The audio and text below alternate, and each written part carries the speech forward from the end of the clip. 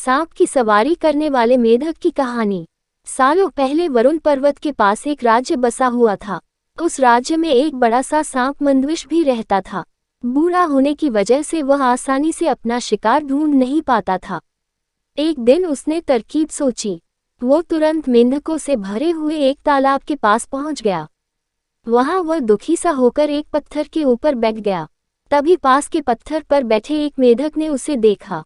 उस मेढक ने थोड़ी देर बाद सांप से पूछा, चाचा, क्या बात है, आज आप खाने की तलाश नहीं कर रहे हैं? अपने लिए भोजन नहीं जुटाएंगे? इतना सुनते ही सांप ने रोनी सी सूरत बनाकर मेढक को कहानी सुनाई। सांप ने कहा, मैं आज भोजन की तलाश में किसी मेढक के पीछे पीछे जा रहा था। अचानक से मेढक ब्राह्मणों के झुंड में जाकर छुप गया। मेढक को भोजन बनाने के चक्कर मैंने गलती से एक ब्राह्मण की बेटी को काट दिया, जिससे उसकी मौत हो गई। इससे नाराज होकर ब्राह्मण ने मुझे श्राप दे दिया। उन्होंने मुझे श्राप देते हुए कहा कि तुझे अपना पेट भरने के लिए मेंढकों की सवारी बनना पड़ेगा।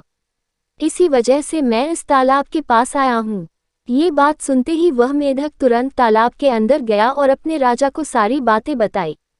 राजा कहानी सुनकर हैरान हुआ। पहले तो उसे बिल्कुल भी यकीन नहीं हुआ, लेकिन कुछ देर सोच विचार करने के बाद मेंढकों का राजा जलपाक तालाब से बाहर निकलकर एकदम कूदते हुए सांप के फन पर जाकर बैठ गया।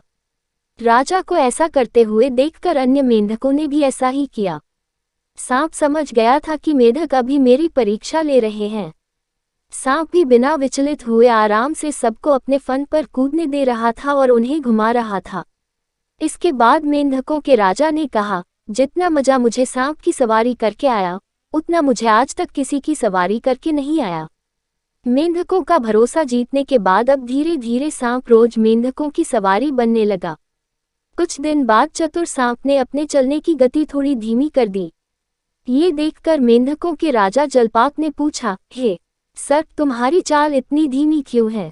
इसके जवाब में सांप ने कहा, एक तो मैं बूढ़ा हूँ और ब्राह्मण के श्राप की वजह से बहुत दिनों से भूखा भी हूँ। इसी वजह से मेरी गति कम हो गई है। इतना सुनते ही राजा ने कहा, तुम छोटे छोटे मेढक को खा लो।